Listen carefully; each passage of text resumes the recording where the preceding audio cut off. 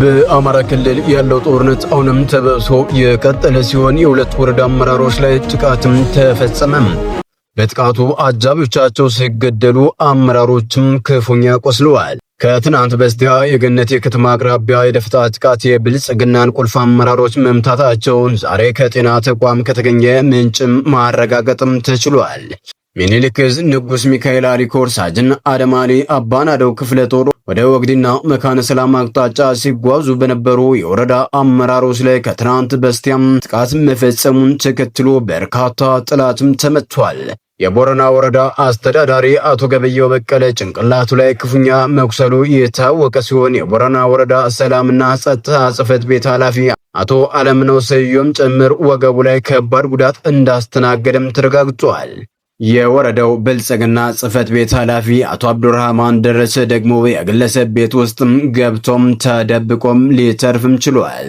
ከዚህ በተጨማሪ የወግደ ወረዳ የብልጽግና ጽሕፈት ቤት ኃላፊ አቶ መሐመድ ግዘው መቁሰሉንም ታውቋል።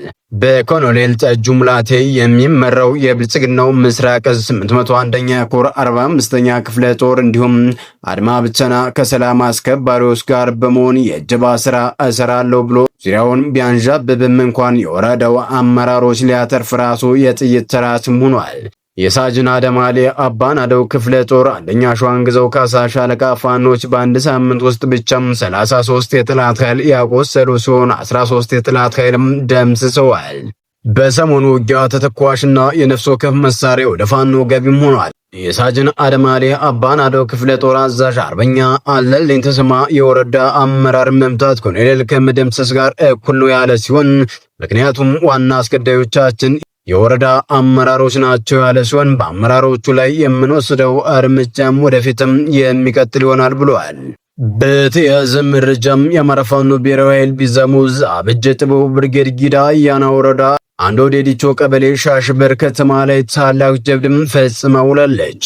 የበረሃ ፈርጥ የአማራ ፋኖ ብሔራዊ ኃይል ቢዛሙ ዕዝ አበጀ ጥበቡ ብርጌድ በትናንትናው ዕለት ማለትም ታኅሳስ 14 ቀን 2018 ዓ.ም ከንጋት 12 ሰዓት እስከ ቀኑ 7 ሰዓት ከኦሮሚያ ልዩ ኃይል ገዳ ኮማንዶ ኮሬ ነገኛ ጋቻና ሲርና ሚኒሻና ፖሊስ ጋር ባደረገችው ተጋድሎ ታላቅ ጀብድም ፈጽማለች። በተጋድሎውም 66 የጠላት ኃይል ሲደመሰስ ቁጥሩ ለመቁጠር የሚያዳግት ቁስለኛ በማድረግ 3 ምሽጎችን በማስለቀቅ ተራራ ላይ ሰቅላ ቁም ስቅሉን ስታሳየው ሙላለች። ሙሉ ለሙሉ ይደርሱልኛል በማለት ጭንቀት ውስጥ የገባው የሽመልስ ግብስብስ በተለያዩ አቅጣጫዎች ባደረገው የደረሱልኝ ጥሪ ከቱሉንጋና ከጊዳያና ከወረዳው ማለትም ከጉትና እንዲሁም ከኦኬና ከነቀምት ያለ የሌላ ኃይሉንም አማጦ ሲመጣ ወደኋላ ሲያፈገፍግለት የፈሪ በትር ሆድ ይገትር እንዳይሉም የሁሌም ተግባሩ የሆነው የኦሮሞማው ስርዓት ወንበር አስጠባቂ አራዊት ሰራዊቱ እንደደረሰ ቤት ማቃጠል፣ ንብረት ማውደምና በመዝረፍ በርካታ ሰዎችን በማፈናቀልም ግፍን ፈጽመዋል። አሁንም የነውር መገለጫ የሆነውን ተግባሩን እስከ ቀኑ 11 ሰዓት ድረስም ቤት በማቃጠል ላይ መሆኑም ተሰምቷል። በትናንትናው ጦርነት ከ200 በላይ የኦሮሚያ ልዩ ኃይል ሲደመሰስ ቀሪው መከላከያ ደርሶም ታድጎታል። ጦርነቱ ወለጋ ምድር ላይ የሚንቀሳቀሰው የወለጋ ፋኖ ቢዛሙ በዝቅተኛ መስዋዕትነት ከፍተኛ ድልም አስመዝግቧል። ከፍተኛ ጉዳት ያስተናገደው የኦሮሚያ ልዩ ኮማንዶ ገዳ ኮማንዶ መከላከያ ደርሶ ከታደገው በኋላም ቤቶችን አቃጥሏል። አካባቢው ላይ አሁንም ከፍተኛ ውጥረት ነግሷል። ወሳዬ የተባለ የመከላከያ አዛዥ ወደ ቦታው ተጨማሪ ኃይል እንዲገባለትም የበላይ አመራሮችን እየተማጸነ ሲገኝ የኦሮሚያ ልዩ ኮማንዶች አስከሬና ቁስለኛ በ10 ጎማ በሲኖትራክ በኦራል እየተጫነ ወደ አንገር ጉትማ ከተማም እየተጓዘ ይገኛል። በተያያዘ መረጃም ወደ ውጭ መረጃው ስናምራ የሱዳን ጦርነት ወደ ኢትዮጵያ ሊስፋፋ ይችላል ሲልም ተመድ አስታወቀ። የተባበሩት መንግስታት ድርጅት የሱዳን ጦርነት ወደ ኢትዮጵያ ሊዛመት እንደሚችል በመግለጽ ሰፊ የቀጠናዊ ግጭት ስጋት መጋረጡንም አስጠነቀቀ። የተባበሩት መንግስታት ድርጅት የጸጥታው ምክር ቤት በሱዳን እየተባሰ ከጊዜ ወደ ጊዜ ዓለም አቀፋዊ መልክ እየያዘ የመጣው ግጭት ወደ ጎረቤት ሀገራት በተለይም ወደ ኢትዮጵያ ሊዛመት እንደሚችል ማስጠነቀቀም።